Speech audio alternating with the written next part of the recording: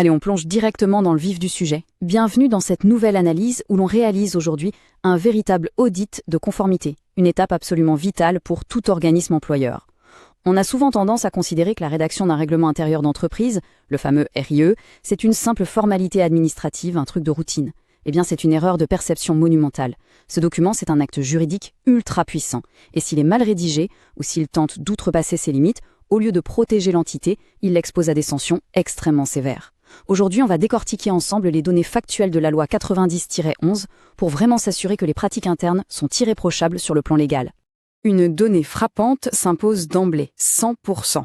Sous l'égide de la loi algérienne 90-11, toute clause d'un règlement qui vient restreindre un droit légalement acquis par un travailleur a exactement 100% de chances d'être totalement nulle, et ce, dès la toute première seconde de son écriture.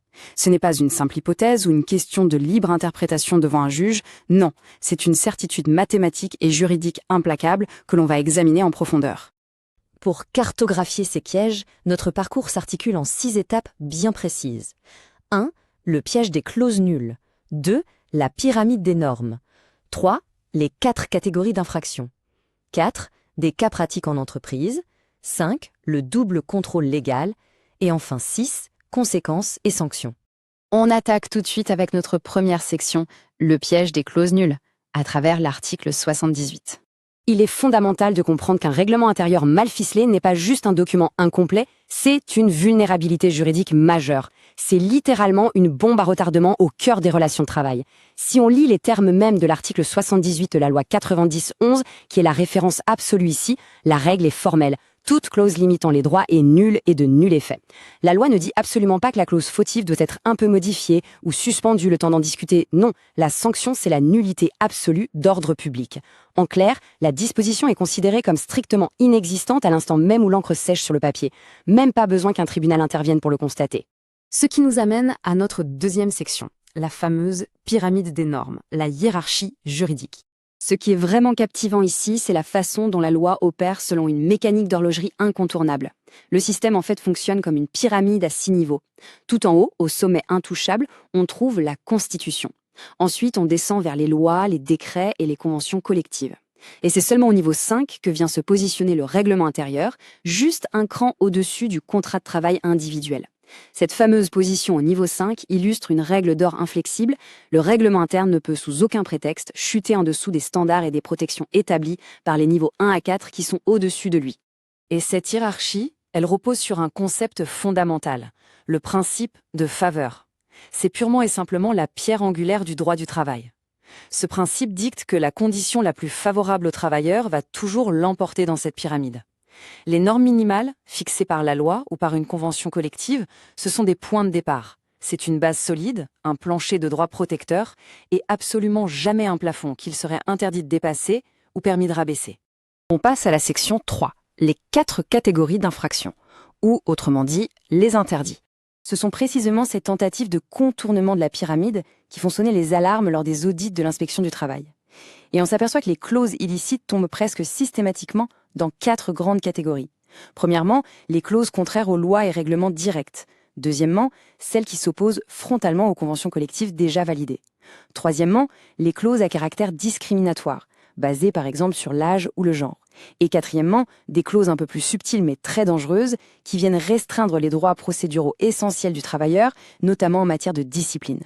Et pour illustrer brillamment comment une violation juridique abstraite se traduit en données brutes, regardons les chiffres. D'un côté, on a une obligation légale stricte, comme l'article 32, qui impose une majoration minimale obligatoire de 50% pour les heures supplémentaires. De l'autre côté, on a la restriction illégale tentée par un règlement intérieur qui impose carrément 0% de majoration pour faire des économies ou qui exclut unilatéralement certains travailleurs.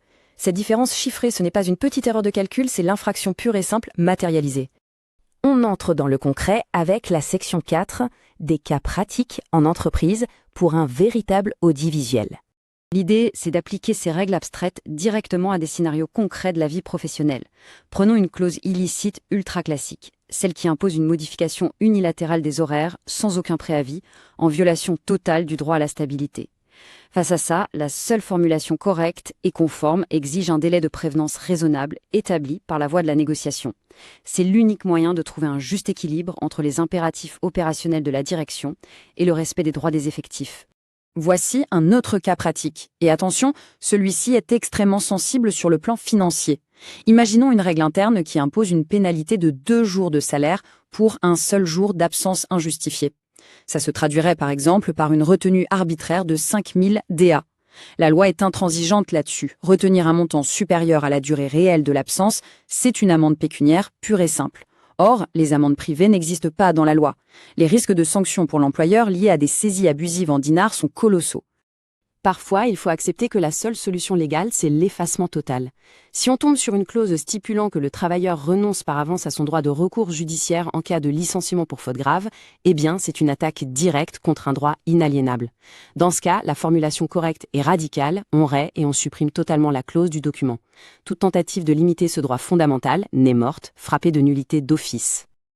Alors, face à toutes ces erreurs courantes, on peut légitimement se poser une question critique. Que se passe-t-il exactement sur le terrain si l'inspection du travail découvre l'une de ces failles manifestes dans les documents internes? C'est précisément l'objet de notre section 5, le double contrôle légal et ses mécanismes. La législation algérienne ne laisse rien au hasard et ne s'en remet pas à la simple bonne foi. Elle a bâti des mécanismes de vérification institutionnelle ultra précis, 2 grands filets de sécurité. D'un côté, l'article 79 impose un contrôle systématique. C'est un délai d'examen très court de 8 jours lors du dépôt initial pour valider la conformité avant toute application. Et de l'autre, on a l'article 94 qui déclenche un contrôle conflictuel. Si le comité de participation exprime un désaccord formel sur le contenu, dans un délai de 15 jours, l'inspecteur du travail est obligatoirement saisi pour trancher. Avec ça, rien n'est censé passer entre les mailles du filet. Ce qui nous propulse vers notre dernière section, les conséquences et les sanctions, le véritable impact juridique. Le point crucial, c'est l'aboutissement implacable de ces contrôles. Que se passe-t-il lorsqu'une disposition illicite est quand même appliquée? C'est un véritable effet domino qui se déclenche. D'abord, la clause est réputée inexistante. Ensuite, selon l'article 136, elle est remplacée de plein droit par la disposition légale qu'elle essayait de contourner. Substitution automatique, aucune négociation possible. Pire encore, si un licenciement ou un acte disciplinaire s'appuie sur cette clause nulle, l'acte devient d'office présumé abusif. Et ça engage lourdement la responsabilité administrative et même pénale de l'employeur. Certes, le reste du règlement reste valable, mais la disposition fautive est complètement désintégrée. Pour résumer tout cet impact avec un seul chiffre incontestable, 0. Peu importe que la rédaction juridique soit ultra sophistiquée, peu importe que le document soit très ancien ou qu'il n'ait jamais posé problème par le passé. Aux yeux stricts du droit du travail, une disposition qui viole la hiérarchie des normes a une valeur et un effet juridique de 0. On arrive au terme de ce décryptage de la loi 90-11 et on a envie de laisser cette réflexion essentielle ouverte. Le règlement intérieur actuellement en vigueur dans l'organisation la protège-t-il vraiment ou cache-t-il silencieusement une bombe à retardement juridique qui n'attend que le premier contentieux pour exploser? C'est vraiment le moment idéal pour lancer des audits internes rigoureux. Mais l'exploration des textes ne s'arrête pas là. Dans notre prochaine analyse, on abordera en détail le rôle incontournable des consultations du comité de participation, une étape souvent négligée, mais pourtant décisive. Merci beaucoup d'avoir suivi cette analyse et à très bientôt pour continuer à démystifier ensemble ces rouages légaux.